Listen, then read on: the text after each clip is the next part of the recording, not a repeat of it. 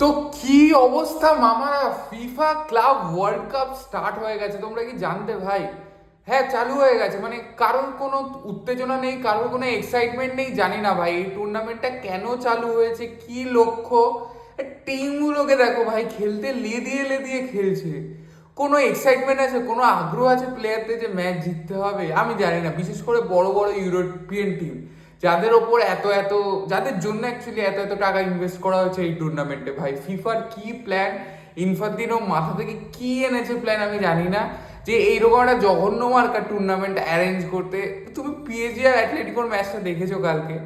কোন প্লেয়ারটাকে দেখে তোমার মনে হয়েছে যে না, এরা এই ম্যাচটা জেতার জন্য খেলছে, এই ম্যাচটাকে একটা মানে কড়া প্রতিদ্বন্দ্বী, একটা ফাইট দেওয়ার জন্য খেলছে? ভাই পুরো প্রি সিজনের একটা মতো ফ্রেন্ডলি লাগছে, যেখানে দুটো টিমই এক্সপেরিমেন্ট করবে, দুটো ইয়াং প্লেয়ার্সকে নিয়ে, বাস এইটুকুই। আর এছাড়া কিন্তু আমি অন্য কিছু দেখতে পাচ্ছি না। এই কি মুশকিল ভাই, এই 3টে 4টে ভোর, 6:30 3:30-এর সময় ম্যাচ হচ্ছে আমেরিকায়, কেন করাচ্ছে?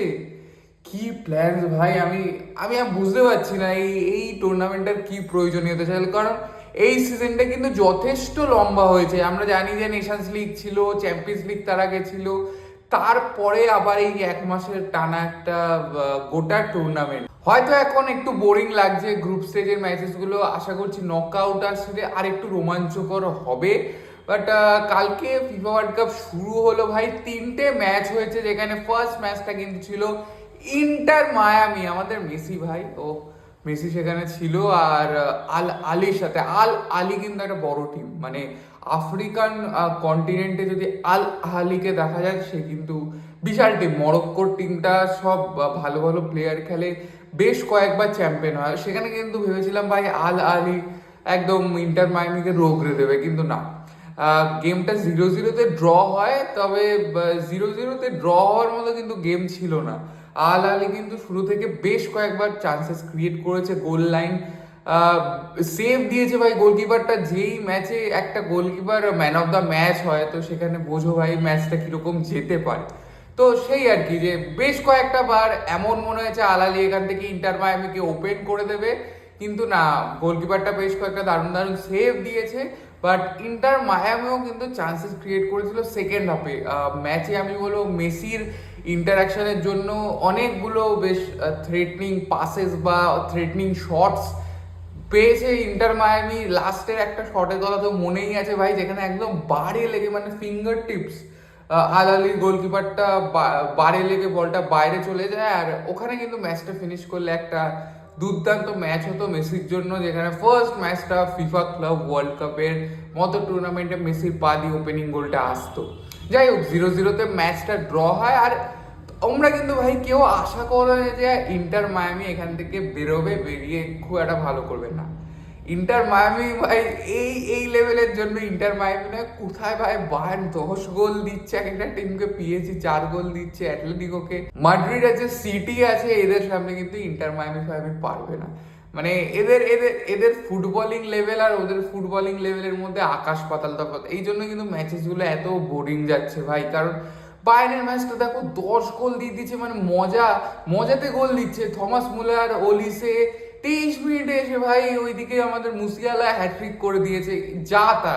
আরে ছেলে খেলা, পাড়ার টুর্নামেন্ট খেলতে নেমেছে, যখন যে পাচ্ছে গোল দিয়ে দিয়েছে। বায়ার্নের তো অ্যাটিটিউড এরকমই। অকল্যান্ড সিটি নিউজিল্যান্ডের টিম, আমি আমি সবাইকে রেসপেক্ট করছি, কিন্তু এই টুর্নামেন্টে ওরকমভাবে হবে না। তুমি দেখবেই বায়ার্ন, সিটি, মাদ্রিডের গেছে ছোটো ছোটো টিমগুলো যখন ফেস করবে না ভাই, বেশ কিছু স্মল ক্লাবস আছে, সাউথ আফ্রিকা থেকে একটা টিম আছে সানডাউন্স বলে, সিয়াটেল একটা টিম আছে, এসব বেশ ছোটো খাটো টিম আছে, যেগুলো কিন্তু এই বড় বিগ জায়ান্টসের সামনে পারবে না। সেই ম্যাচগুলো কিন্তু ভয়ানক বোরিং হবে। আর সেখানেই দেখবে এরকম 6-7 গোল 10 গোল করে পড়ছে। বায়ার্ন তো খাবে ভাই, বায়ার্ন তো মানে ছিঁড়ে দেবে ওদের গ্রুপে যারা যারা এসব টিম আছে।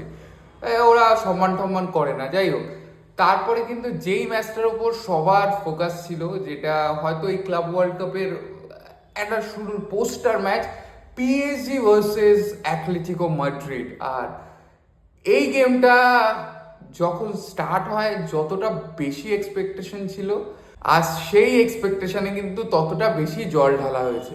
মানে এত জঘন্য, দুটো ইউরোপিয়ান টিম খেলছে, তুমি কোনো ভাইব পেয়েছো ভাই? মানে স্টেডিয়ামগুলো মেরা মেরা কেমন, লোক ভর্তি হচ্ছে না ভাই। আমেরিকায় এই টুর্নামেন্ট করানোর কি প্রয়োজন ছিল? কোনো ফুটবলিং কালচার নেই, কোনো চ্যান্স হচ্ছে না, কোনো কিচ্ছু নেই ভাই। মানে এত ডেড একটা ফুটবল ম্যাচ আমি ইউরোপিয়ান টিমের এর আগে দেখি। ফ্রেন্ডলিও ভাই মনে হয় এর থেকে বেটার হয়। মানে ট্রাভেলিং ফ্যান আছে কিনা আমি জানি না, থাকে তো ভাই, ওয়ার্ল্ড কাপ বলে কথা, কিন্তু এই টুর্নামেন্টের অতটা গুরুত্ব হয়তো নেই তাদের কাছে। যাই হোক, ম্যাচের কথা যদি বলি, ম্যাচ কি বলবো ভাই, পিএসজি খেলেছে, পিএসজি ডমিনেট করেছে। মানে পিএসজি খেলারও আমি বলবো ইচ্ছা ছিল না, ওরা জাস্ট বলটা রেখে হোল্ড আপ প্লে করে।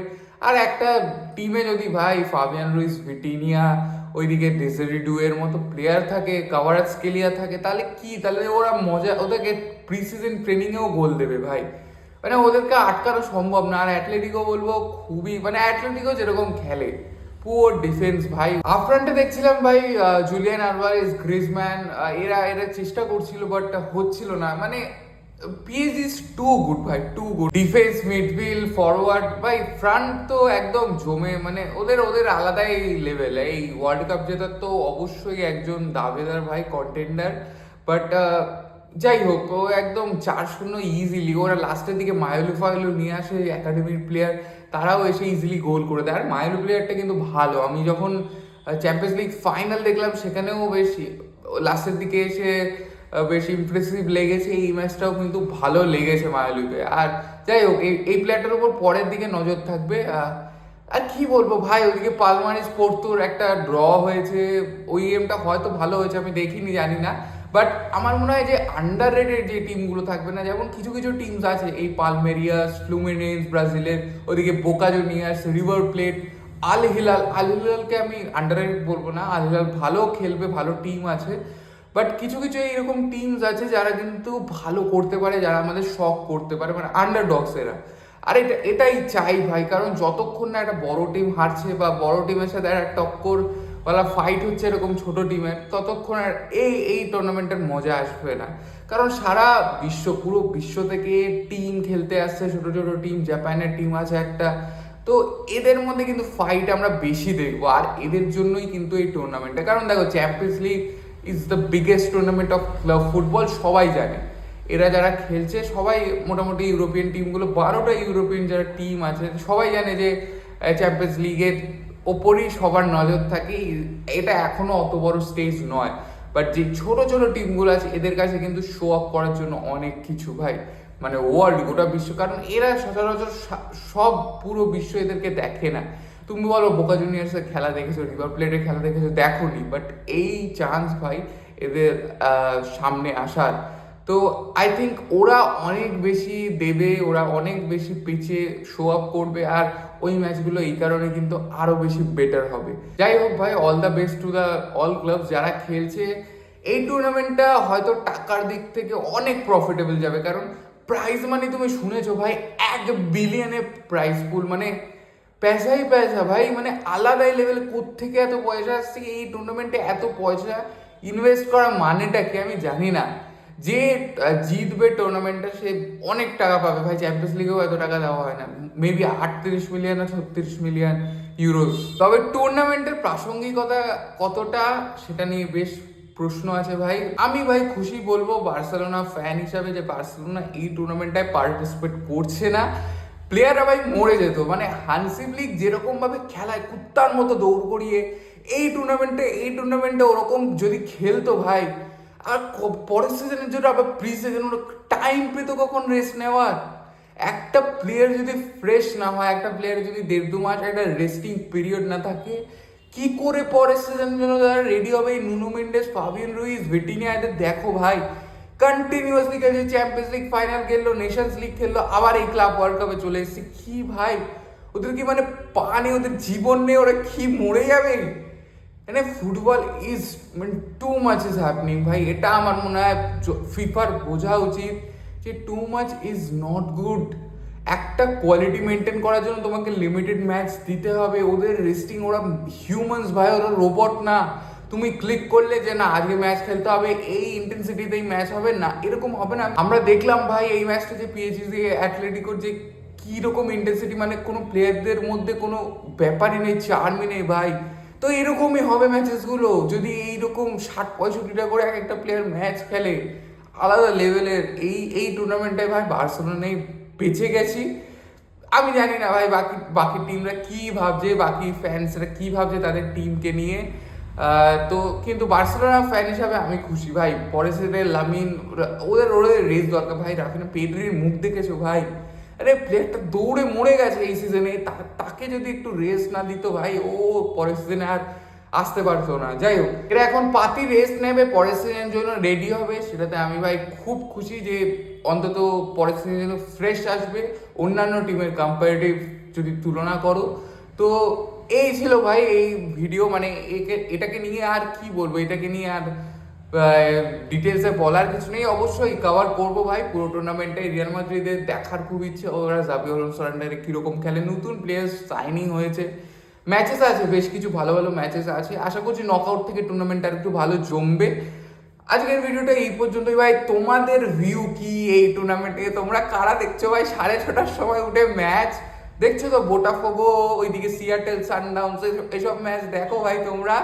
কমেন্টে অবশ্যই জানাও যে তোমরা কি মতামত রাখছো এই টুর্নামেন্টে নিয়ে। দেখা হচ্ছে পরের ভিডিওতে। টাটা।